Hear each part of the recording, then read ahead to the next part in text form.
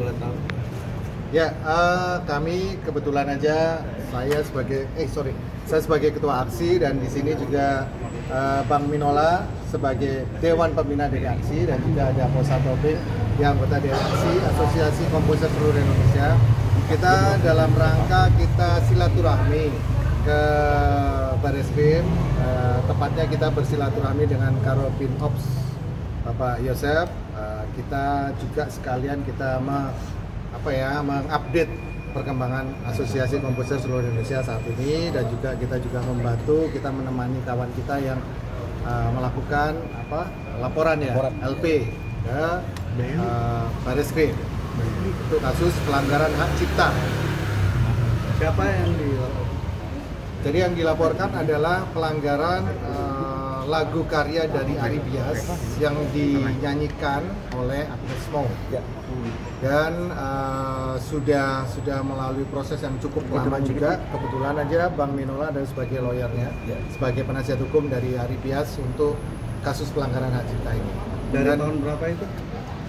Mungkin Bang Minola bisa. Jadi ini merupakan tidak lanjut dari respon kita pada beberapa waktu yang lalu atas pelanggaran hak cipta yang dilakukan oleh Agnes Mo yang melakukan konser dan membawakan lagu Ari Bias Bilang Saja di 3 klub tuh, di Surabaya, Bandung, dan Jakarta. Nah, kita sudah layangkan somasi, tapi yang bersangkutan belum memenuhi undangan kami juga, belum memberikan tanggapan juga, dan oleh karena kami anggap tetap tidak memiliki etikat baik, hari ini di sela-sela kunjungan kami untuk bersilaturahmi dengan Pak Karobin Ops, ya, kami juga menyempatkan diri untuk membuat laporan, ya.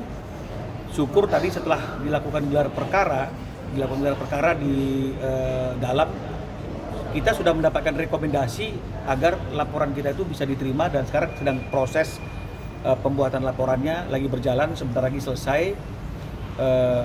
Yang dilaporkan adalah Agnes Mo karena telah menggunakan lagu yang diciptakan oleh Ari Bias Bilang Saja dalam live konser tanpa memiliki izin, ya, tanpa meminta izin kepada Ari Bias sebagai penciptanya, dan kita juga tahu juga tidak meminta izin atau lisensi kepada lembaga resmi LMKN. Jadi unsur-unsur pelanggaran pasal 9 ayat 2 ayat 3 itu sudah terpenuhi. Langsung kita buat laporan sebagaimana yang diatur dalam pasal 113 Undang-Undang Hak Cipta. Jadi mudah-mudahan penegakan hukum kepada setiap orang atau siapapun yang dikategorikan sebagai pengguna yang menggunakan satu karya cipta secara komersil tanpa izin, maka hukum akan menantinya. Untuk kerugian hak cipta sendiri berapa nominalnya? Kalau kerugiannya ini masih kita hitung, tapi kalau kita bicara mengenai masalah apa yang ditentukan oleh undang-undang itu, ini seperti yang sudah pernah kami sampaikan dalam somasi itu kan, satu konser itu kita mintanya 500 juta. Jadi kalau 3 konser maka ada 1,5 miliar. Tapi tidak menutup kemungkinan kerugian ini bisa makin bertambah besar lagi. Ini tergantung proses yang akan sedang berjalan. Bang, berarti hanya Agnes Mo doang yang dilaporkan atau tim manajemennya juga dilakukan? Agnes Mo, karena pengguna, ya, kalau menurut undang-undangnya kan siapa yang menggunakan lagu tanpa izin penciptanya. Pengguna itu bisa orang, bisa badan hukum. Tapi kalau di sini yang menggunakan lagu secara komersil, secara konser, dan dia mendapatkan nilai ekonomi dari penggunaan lagu tersebut kan Agnes Mo, karena dia dapat bayaran atas konsernya tersebut. Apalagi di tengah-tengah konsernya dia juga melanggar hak moral, di mana dia tidak menyebutkan siapa yang menjadi pencipta atas lagu tersebut. Bang, belum ada tanggapan dari Agnes Mo-nya gimana, Bang? Kenapa? Sudah ada tanggapan dari Agnes Mo? Justru sampai hari ini belum ada tanggapan lah, makanya kita hari ini ke Bareskrim untuk membuat laporan.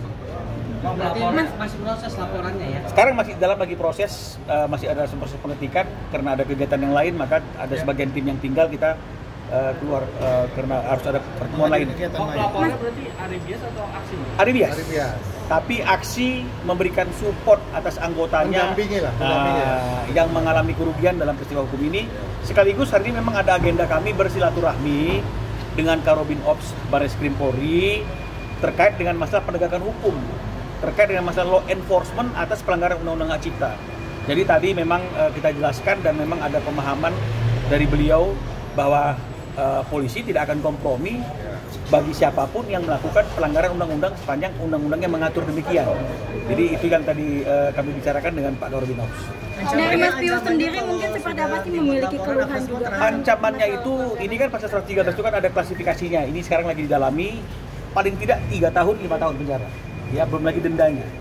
Ya, itu yang menjadi ancaman bagi Agnesmo dalam laporan ada tersebut. contoh yang sudah terjadi. Dan memang peristiwa hukum seperti ini tadi ditanyakan juga oleh Pak Karurbin Ops, pernah terjadi kasus hal yang sama, lagu oplosan. Ya, penyanyinya menyanyikan lagu tanpa izin dari penciptanya dan dia sekarang sedang menjalani proses hukum. Ya, ditahan kalau nggak salah. Ya, jadi ini juga menjadi satu rujukan bahwa pelanggaran hukum atas yang dilakukan oleh pengguna yang menggunakan lagu tanpa izin penciptanya itu adalah nyata dan real, bukan merupakan satu hal yang omong kosong belaka. Kadang-kadang. Bang, dendanya sendiri berapa? Perkiraan denda? Tadi kan saya sudah katakan 500 juta untuk satu konser, jadi 3 konser 1,5 miliar. Lebih kurang seperti itu. Bang, dalam undang-undang hak cipta sendiri ada RJ nggak sih Bang? Maksudnya mediasi antara kedua belah pihak.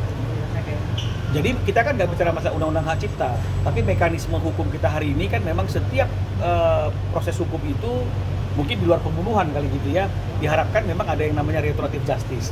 Tapi kan kembali lagi, restoratif justice atau RJ kan dikembalikan kepada para pihak antara pelapor dengan terlapor. Jadi sepanjang tidak ada satu kesepakatan, maka proses hukumnya akan bisa berjalan. Nah, sekarang tinggal kita lihat aja apakah ada etikat baik dari Agnesmo setelah ada laporan ini apa tidak. Tapi dari klien abang sendiri ada pintu terbuka nggak untuk mediasi? Kita kan belum tahu ya, karena prosesnya masih berjalan. Kita konsen pada proses ini dulu. Nanti kita lihat aja bagaimana reaksi Agnesmo atau manajemennya, apakah ada niat mereka untuk melakukan RJ, dan jika ada ya tentu kita akan sampaikan kepada klien dan klien akan mempertimbangkan apakah itu langkah yang bijak atau itu merupakan langkah yang tidak layak untuk dipertimbangkan, karena penegakan hukum kan juga harus dilaksanakan. Sudah ada jadwal pemanggilan untuk tim manajemen dari Agnesmo? Panggilannya belum, karena ini kan masih laporan. Ya masih laporan. Tapi Jadi somasi sudah ya? somasi sudah. Kalau HWG sendiri, Mungkin somasi perkara. Somasinya persisnya itu lebih kurang 3 minggu yang lalu. Iya. Bang, mungkin karena kedekatan Ari dan Agnesmo mungkin nggak sih? Maksudnya nggak usah izin gitu. Gimana? Ari juga sudah pernah menyampaikan kepada manajemennya Agnesmo, selanjutnya untuk penggunaan lagunya itu dia menerapkan sistem direct licensing, artinya kalau ingin menggunakan lagu tersebut minta izin secara langsung kepadanya. Dan ini juga disampaikan kepada beberapa artis yang lain seperti misalnya KD, dan KD taat untuk hal itu. Tapi Agnesmo tidak memberikan respon, tidak memberikan tanggapan. Yang penting dia tetap melakukan konser dengan membawakan lagu tanpa izin daripada Ari sebagai penciptanya. Bang, merasa diremehkan nggak sih Bang sama Agnesmo Bang? Tidak ada tanggapan Bang? Kalau saya sebagai kuasa hukum, ini kan suatu hal yang biasa. Ya, mekanisme hukum itu somasi, tidak direspon itu hal yang biasa. Ya, jadi saya tidak baperan gitu. Tapi saya tidak tahu bagaimana sikap daripada Ari, apakah dia merasa itu merupakan wujud dari peremehan apa tidak. Tapi yang pasti hari ini kita sudah membuka laporan dan Ari biasnya masih ada di dalam menyelesaikan beberapa tahapan dalam proses laporan tersebut. selain Agnesmo, HWG juga ikut diundang. HWG ini yang masih kami pertimbangkan, karena kami kan sudah bertemu dengan pihak HWG beberapa sekali. Head of Legal HWG itu sudah datang ke kantor saya 2 kali. Dari pembicaraan dengan mereka itu memang ada indikasi ada perjanjian antara HWG dengan Agnesmo, di mana HWG mengatakan dalam perjanjian itu lisensi terhadap kepada pencipta dan royalti itu sudah menjadi tanggung jawab Agnesmo. Nah, tapi kan tetap kami akan masukkan HWG sebagai saksi dalam perkara laporan ini, sehingga dia juga dipanggil untuk bisa mengklarifikasi apakah yang disampaikan kepada kami itu benar adanya apa tidak. Karena penyidik akan meminta perjanjian tersebut. Jika memang seperti yang disampaikan ke kami, maka udah jelas yang bertanggung jawab dalam perkara ini hanya Agnesmo. Oke. Untuk Mas Pio sendiri, bagaimana Mas Pio menemani untuk teman gitu? Ya, karena saya di sini posisinya adalah sebagai ketua aksi. Itu anggota saya, anggota kami, anggota Asosiasi Komposer Seluruh Indonesia. Ya, saya dan kawan-kawan aksi ya beritikat untuk mendampingi. Dan kita ingin supaya proses hukum ini bisa berjalan dengan lancar, dan juga supaya kita juga mendapat pencerahan hukum. Tadi juga pencerahan dari Bapak Karurbin Ops. Kita lebih banyak berdiskusi sih tentang penegakan hukum di pelanggaran hak cipta ini. Jadi supaya memang benar-benar nanti ke depannya tidak ada lagi kasus-kasus seperti ini lagi gitu. Tapi memiliki keresahan sendiri nggak sih? Iya pastinya, kita pingin bahwa hak cipta dari para pencipta lagu atau komposer ini benar-benar bisa dihargai, benar-benar bisa dilindungi, dan benar-benar negara bisa hadir di dalam penegakan atas pelanggaran karya cipta ini. Karena selama ini belum. Ya. Yang ada kan di luar negeri mungkin ada industri sendiri nggak sih? Saya tidak tahu ya, apakah keberadaannya masih ada di luar negeri apa sudah tidak di luar negeri. Karena menurut informasi dari Head of Legal HWG itu sebenarnya di bulan Juni ini menurut dia Agnes sudah ada di Indonesia. Nah tapi kan saya belum tahu kebenaran itu, nanti biar pihak Barreskrim saja yang akan melakukan pemanggilan dan melakukan proses bagaimana cara untuk menghadirkan dia kalau memang dia ada di luar negeri. Saya kira seperti itu.